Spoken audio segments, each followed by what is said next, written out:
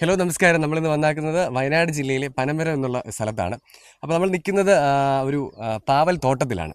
അപ്പോൾ നമ്മുടെ അടുത്തുള്ളത് റിട്ടയേർഡ് അഗ്രികൾച്ചർ ഡിപ്പാർട്ട്മെൻറ്റിലുണ്ടായിരുന്ന DD ആയിട്ടുള്ള മമ്മൂട്ടി സാറാണ്.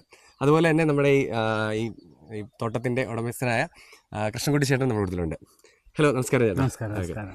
അപ്പോൾ ഈ കൃഷി രീതിയെക്കുറിച്ച് എങ്ങനെയാണ് നമ്മൾ എപ്പം നട്ടു, എങ്ങനെയാണ് ഇതിൻ്റെ ഒരു പരിപാലന രീതികൾ എങ്ങനെയൊക്കെയായിരുന്നു, അതിനെക്കുറിച്ച് വിശദമാക്കാം. അതായത് ഇത് ഞങ്ങൾ നവംബറിലാണ് ഞങ്ങൾ ഈ പദ്ധതി സ്റ്റാർട്ട് ചെയ്തത്. അത് ഞങ്ങൾ എന്താണെന്ന് വെച്ച് കഴിഞ്ഞാൽ ഞങ്ങളൊരു വയനാട് ഗ്രാമവികാസ് ഫാർമേഴ്സ് പ്രൊഡ്യൂസർ കമ്പനി എന്ന് പറയുന്ന ഒരു 350 പേര് അടങ്ങുന്ന വയനാട് ജില്ലയിലുള്ള കർഷകരെ കൂടിയിട്ട് ഒരു കമ്പനിയിൽ നിന്ന് ഒരു 10-15 പേരെ താല്പര്യമുള്ള ആളുകളെ തിരഞ്ഞെടുത്ത് അവരുടെ നേതൃത്വത്തിലാണ് നമ്മൾ പനമരത്ത് ഇങ്ങനെ ഒരു സ്ഥലം കണ്ടെത്തി. ഇപ്പോൾ ഇത് മൊത്തം 12 ഏക്കറുണ്ട്. 12 ഏക്കറിൽ ഏകദേശം ഒരു 2500 ചോട് പാവലും 2500 ചോടുണ്ടല്ലേ? നവംബർ മാസത്തിലാണ് നമ്മൾ ഈ കൃഷി സ്റ്റാർട്ട് ചെയ്തത്. അപ്പോൾ ആദ്യം മണ്ണുപണികളൊക്കെ എന്തൊക്കെയാണ് ചെയ്തിരുന്നത്? മണ്ണിൻ്റെ പണി ഞങ്ങൾ ആദ്യം എന്താണെന്ന് വെച്ച് കഴിഞ്ഞാൽ ഇത് 12 കൊല്ലമായിട്ട് ഇത് ഫുള്ള് കാട് കയറി കിടക്കുന്ന ഒരു കൃഷിയും ചെയ്യാതെ കിടന്ന ഒരു സ്ഥലമായിരുന്നു. അത് ഞങ്ങൾ ആദ്യം കിറ്റാച്ച് വെച്ച് എല്ലാം ഒന്ന് കാടൊക്കെ മാറ്റി ഫുള്ളും കിളച്ചിട്ട് അതിന് ശേഷം എന്താണെന്ന് വെച്ച് കഴിഞ്ഞാൽ ഞങ്ങൾ പാവൽ നടുന്നതിന് വേണ്ടിയിട്ട് ഞങ്ങൾ തടങ്ങളെടുത്തു. തടങ്ങളെടുത്തതിന് ശേഷം കുമ്മായം വെതറിയതിന് ശേഷമാണ് ഞങ്ങൾ തൈകൾ തൈ നടുന്നതിന് മുമ്പായിട്ട് കുമ്മായം ഇട്ടതിന് ശേഷമല്ലേ തൈ നട്ടത്? നവംബർ 1-ാം തീയതി നവംബർ ഏകദേശം ഒരു 26, 27, 28 തീയതികളിലാണ്. ഡിസംബറോട് അടുത്ത് തൈ നട്ടതല്ലേ? അപ്പൊ തൈ നട്ട ആദ്യത്തെ ഒരു ഇലകൾ വന്ന ഒരു ചെറിയ തൈ ആവാൻ എത്ര സമയം എടുത്തു?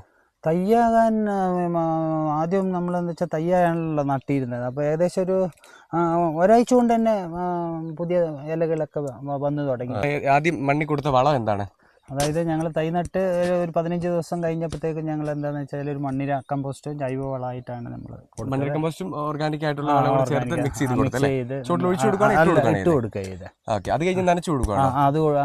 അതിനുശേഷം നമ്മൾ എല്ലാ ദിവസവും നമ്മൾ നനച്ചു കൊടുക്കും. എല്ലാ ദിവസവും കൊടുക്കുന്നുണ്ടല്ലേ? അപ്പൊ എത്ര ലിറ്റർ വെള്ളം വെച്ചാൽ ഒരു ചെടിക്ക് കൊടുത്തോണ്ടിരുന്നത്?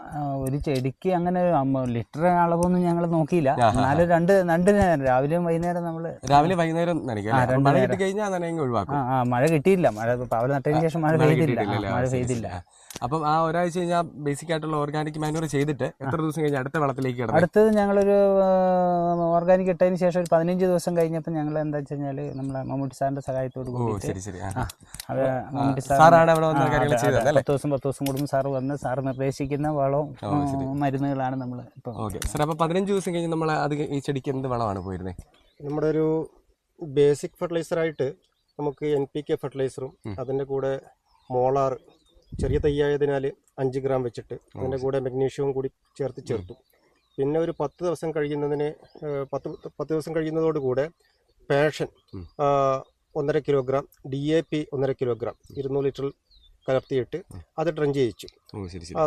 പാഷൻ DAPയും കൂടെ 1.5 കിലോ വീതം ഒരു 200 ലിറ്റർ അനുപാതത്തിൽ മിക്സ് ചെയ്തിട്ട് ഒരു ചെടിക്ക് ഒരു 2-3 ലിറ്റർ കലക്കി ഒഴിച്ചല്ലേ? അതെ, ഒരു ലിറ്റർ മതി. ശരി. അപ്പൊ ചെടിയുടെ വളർച്ച എന്തോരമായി? ഇപ്പൊ നമുക്ക് 15 ദിവസം ആകുമ്പോൾ എന്തോരം വളർച്ച വരും? ഏകദേശം അത് പിന്നെ ഇത് കുക്കർ ബിറ്റ്സ് ആയതുകൊണ്ട് പെട്ടെന്ന് നമ്മൾ നോക്കി നിൽക്കേ പിന്നെ അതിനനുസരിച്ച് ബ്രാഞ്ചസ് വരുന്ന സമയത്ത് കട്ട് ചെയ്യും.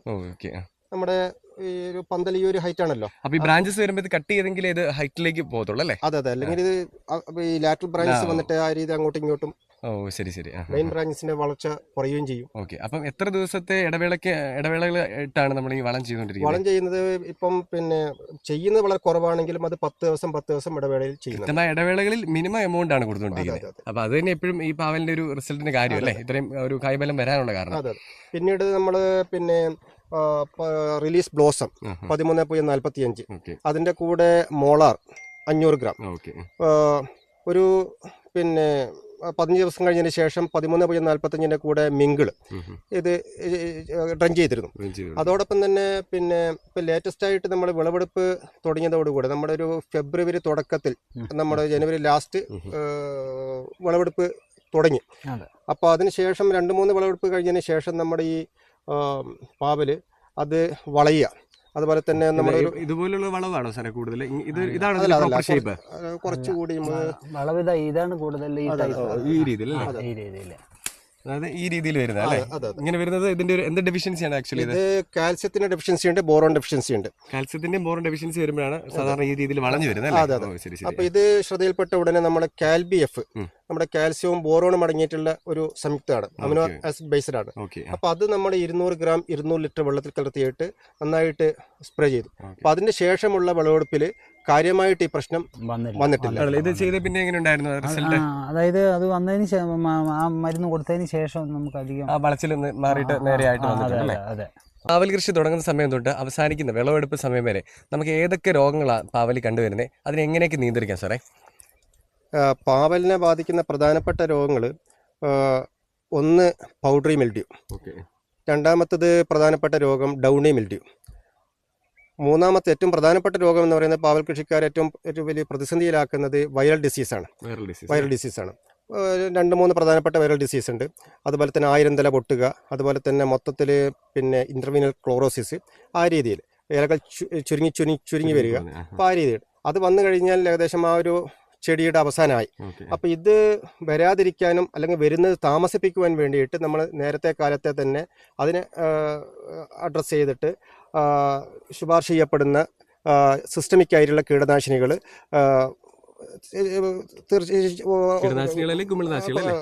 കീടനാശിനികൾ, അതായത് പിന്നെ പ്രത്യേകിച്ച് നമ്മുടെ വൈറൽ ഡിസീസിനെ പ്രതിരോധിക്കാൻ വേണ്ടിയിട്ട് കീടനാശിനി സിസ്റ്റമിക് ആയിട്ടുള്ള. അതേസമയം പൗഡറി മിൽഡ്യൂ, ഡൗണി മിൽഡ്യൂ ഇതിനെ കൺട്രോൾ ചെയ്യാൻ വേണ്ടിയിട്ട്, മാനേജ് ചെയ്യാൻ വേണ്ടിയിട്ട് നമ്മൾ കുമിൾനാശിനികൾ ചെയ്യും. അതുപോലെ പ്രധാനപ്പെട്ട അസുഖമാണ് ഈ ഡൗണി മിൽഡ്യൂ. അപ്പോൾ ഡൗണി മിൽഡ്യൂ ആ രോഗം വന്നു തുടങ്ങിക്കഴിഞ്ഞാൽ ഇലകളുടെ അടിഭാഗത്ത് മഞ്ഞ നിറത്തിലുള്ള കുത്തുകൾ കാണാം. അത് പ്രധാനമായിട്ട് ഈർപ്പം കൂടുന്ന സമയത്താണ് ഈ രോഗം കാര്യമായിട്ട് വരാറ്.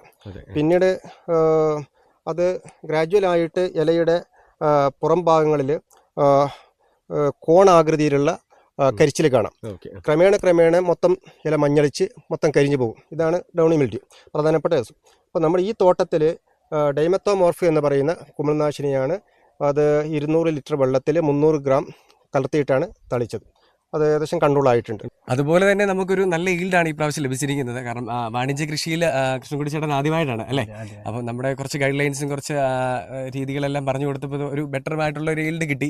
അതിൽ സാറ്റിസ്ഫൈഡ് ആണോ കൃഷ്ണൻകുട്ടി ചേട്ടൻ? തീർച്ചയായിട്ടും ഭയങ്കര സന്തോഷമുള്ളൊരു കാര്യമാണ്. പിന്നെ നമ്മൾ അടുത്ത വർഷം നമുക്ക് കുറച്ചുകൂടി ഈ വർഷത്തെ അനുഭവം വെച്ച് നമുക്ക് അടുത്ത വർഷം നമ്മൾ കൃഷി കുറച്ചുകൂടി ഡെവലപ്പ് ചെയ്ത് കുറച്ച് നല്ല രീതിയിലുള്ള പ്ലാനിങ്ങോടുകൂടി കാര്യങ്ങൾ ചെയ്യാനുള്ള ഒരു ധൈര്യം നമുക്ക് വന്നിട്ടുണ്ട്. ഓൾറെഡി 10 ഏക്കർ നെൽകൃഷിക്ക് വേണ്ടിയിട്ട് അവർ ചെയ്തു തുടങ്ങി. അപ്പൊ ഈ കഴിഞ്ഞ പരിമിതികളെല്ലാം ഒഴിവാക്കി അടുത്ത പ്രാവശ്യം കുറച്ചുകൂടെ മെച്ചപ്പെട്ട് വരാൻ വേണ്ടി നമുക്ക് ശ്രമിക്കാം, അത് നടത്തുകയും ചെയ്യാം. നമ്മുടെ കൂട്ടത്തിലുണ്ടായിരുന്ന മമ്മൂട്ടി സാറ്, കൃഷ്ണൻകുട്ടി ചേട്ടൻ, എല്ലാവർക്കും നന്ദി. നമുക്ക് ഇതുപോലുള്ള അടുത്ത വീഡിയോസ് കാണാൻ വേണ്ടി ചാനൽ സബ്സ്ക്രൈബ് ചെയ്യുക, ഷെയർ ചെയ്യുക, ലൈക്ക് ചെയ്യാം. താങ്ക്